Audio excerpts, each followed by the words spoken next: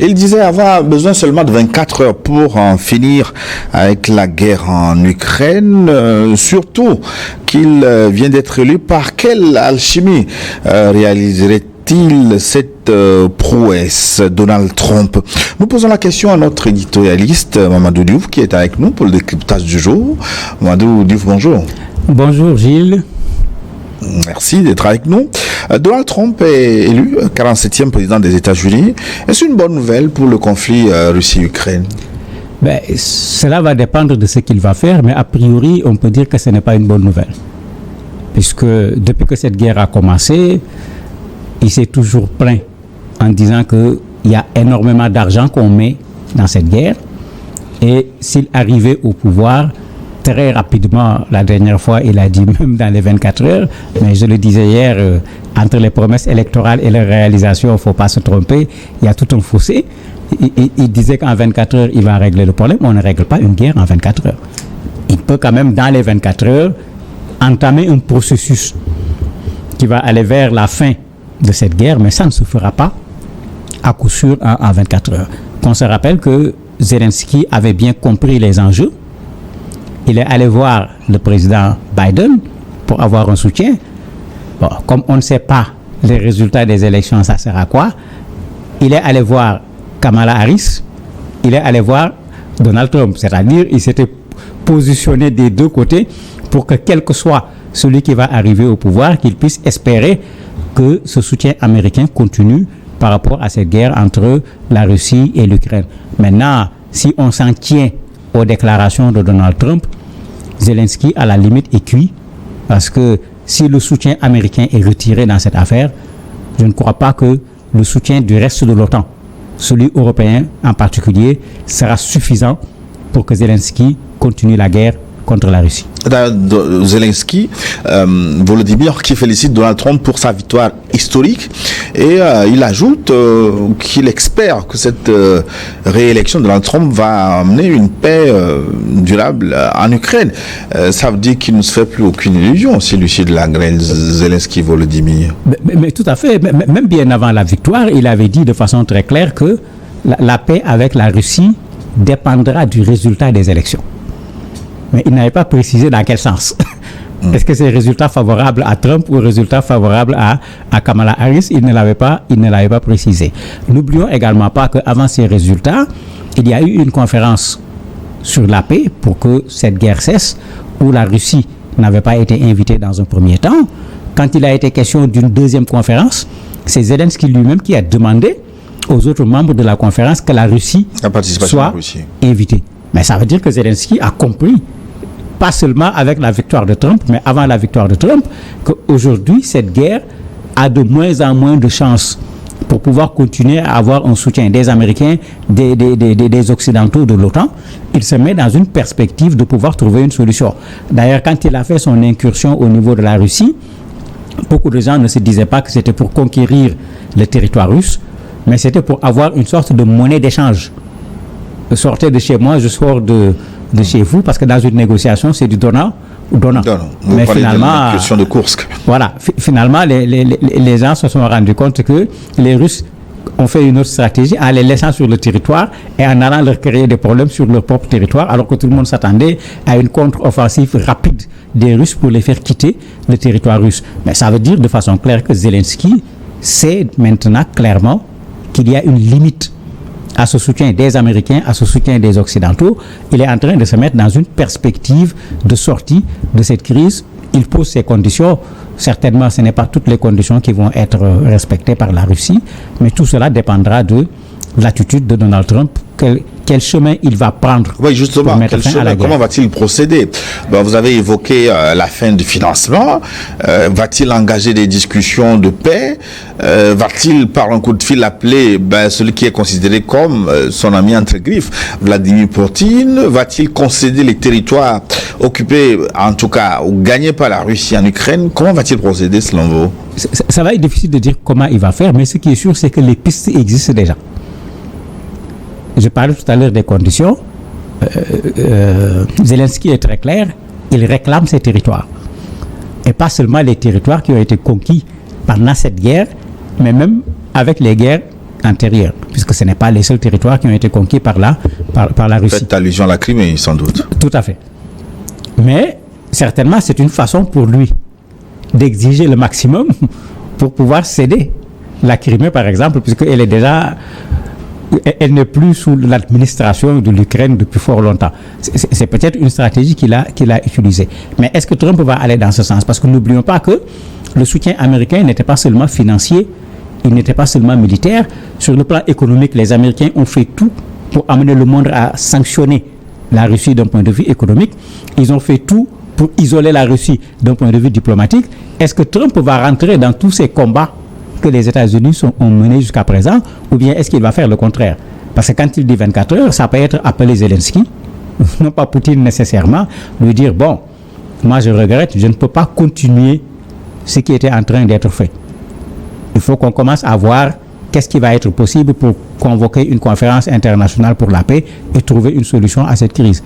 Mais avec un tel coup de téléphone, Zelensky va nécessairement revoir sa posture en connaissant le soutien des Américains dans cette guerre.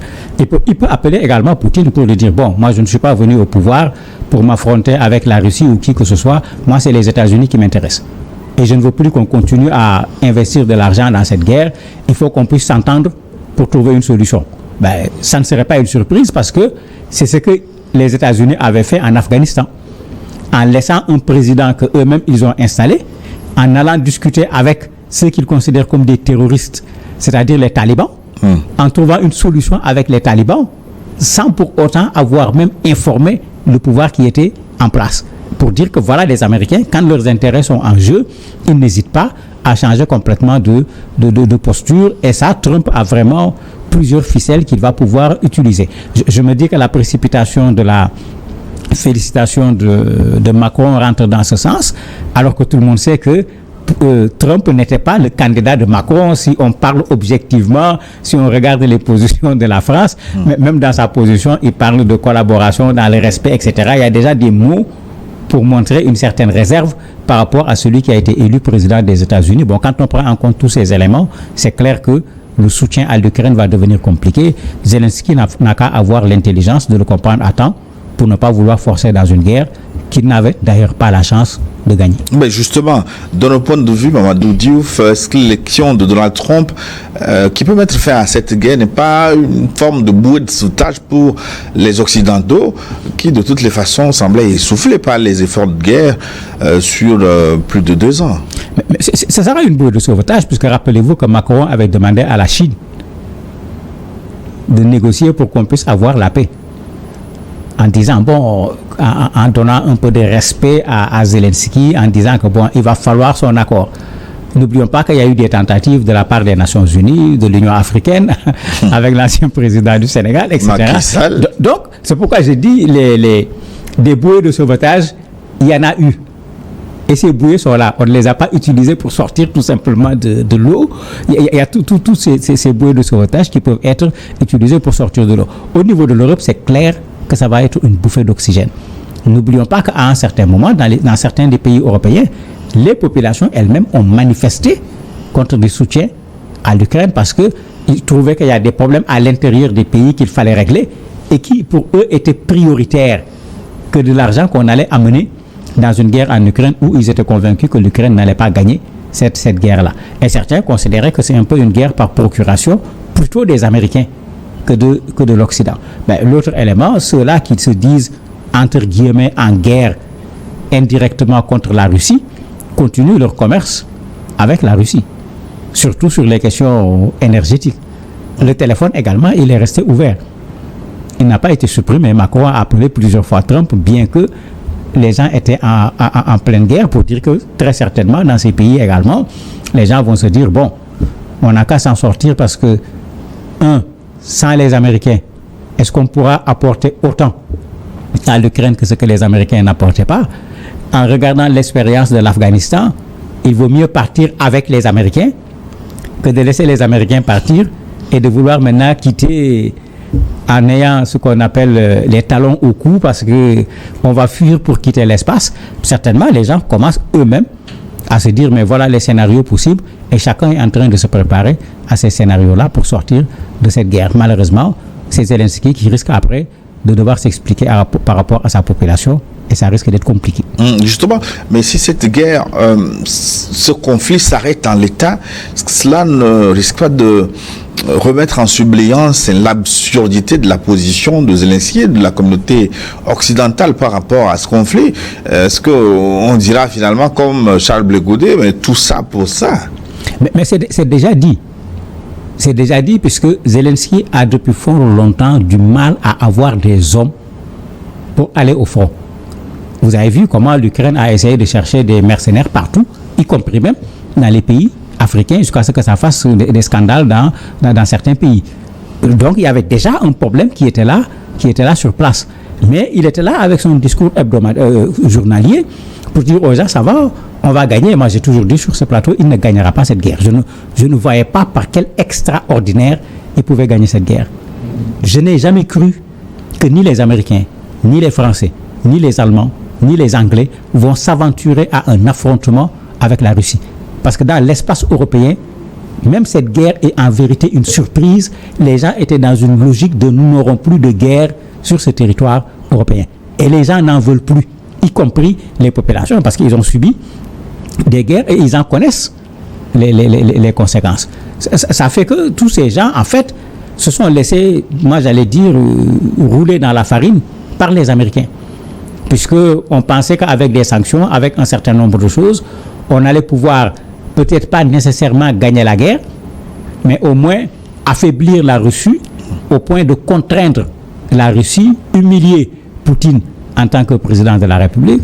Mais depuis que cette guerre a commencé, on n'a vu rien de tout cela. Même les sanctions, il y a eu le retour de bâton, ils ont subi les conséquences des sanctions qu'ils ont administrées à la Russie. Mais dans ces conditions, il est clair que sortir de cette guerre est ce qu'il y a de plus logique. Moi, j'ai toujours dit que c'était à Zelensky de prendre ses responsabilités, d'arrêter la guerre parce que c'est son pays qui est en train d'être détruit, c'est sa population qui est en train d'être tuée, c'est lui qui se met en conflit avec sa propre population au point que les populations ne suivent plus, au point que pour le recrutement, soit on force les gens pour les mettre dedans, soit on dit les gens qui ont entre 18 et 50 ans ne peuvent pas quitter le pays. Celui qui va avoir une autorisation spéciale doit s'engager dans l'armée, passer un certain temps dans l'armée d'abord. Ensuite, il pourra avoir une autorisation de quitter le pays. Mais il fait la guerre pour qui finalement? On dirait que ce n'est pas la guerre pour les Ukrainiens parce que les Ukrainiens ne semblent pas vouloir de cette guerre-là. Mais en ce moment, c'est ce que Macron disait qui devait peut-être être vrai. Ceux pour qui il était en train de faire la guerre, il n'avait qu'à amener des hommes là-bas pour faire la guerre, alors que vous avez vu quand Macron l'a dit, vous avez vu les réactions en France, comment les gens ont dit niet, mais vous avez vu les réactions également au niveau de l'OTAN et de l'Union européenne, comment les autres pays ont dit clairement, eux, ils ne prennent pas du tout cette direction-là. Zelensky aurait pu tirer la leçon depuis fort longtemps. Mais Mamadou Diouf, l'addition de cette guerre, finalement, elle risque d'être très lourde pour le monde occidental. Je ne veux pas parler des milliards de dollars comme effort de guerre parti en fumée, mais la Russie risque de ressortir plus forte de cette guerre avec toutes les alliances nouées désormais avec la Chine, l'Inde, la Corée du Nord, l'Iran, et en face un bloc occidental qui va connaître forcément une fissuration. Donald Trump qui va faire replier les États-Unis sur eux-mêmes, l'Europe qui sera obligée de faire face dans l'hiver à elle-même, sans défense. Finalement, les conséquences seront désastreuses pour le bloc occidental. Malheureusement, ou l'Europe, disons. C'est le défaut d'une guerre de façon générale. On l'engage souvent en pensant que, bon, rapidement, on règle, mais ce que l'histoire a montré, c'est qu'après, on regrette toujours d'être rentré dedans.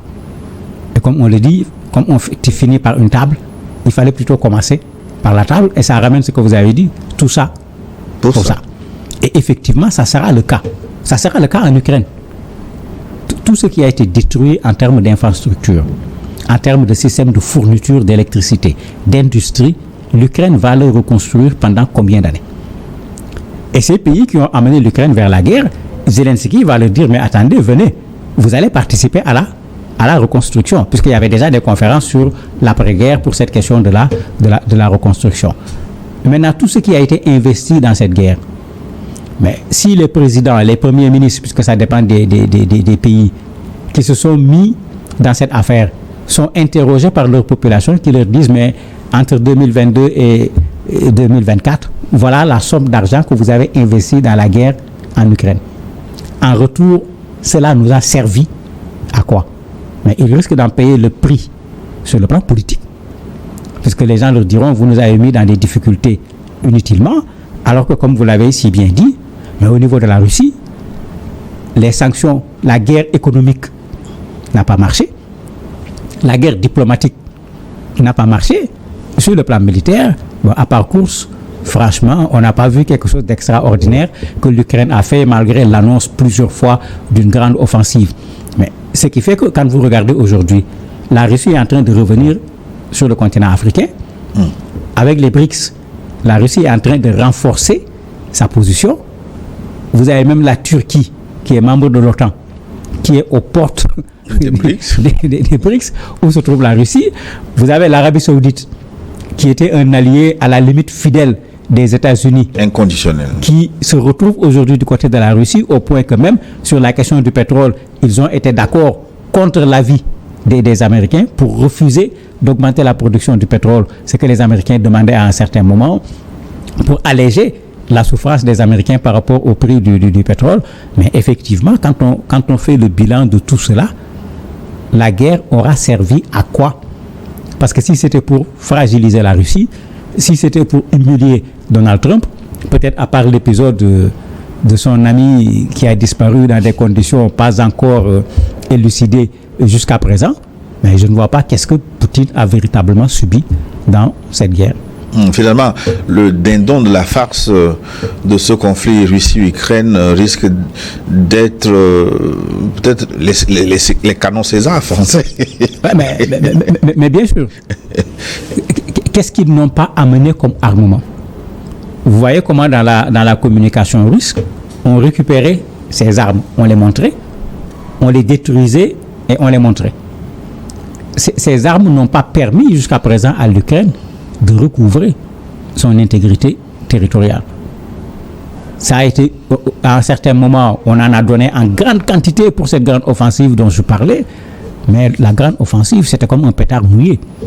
On n'a pas vu grand-chose, malgré des annonces à ne pas finir.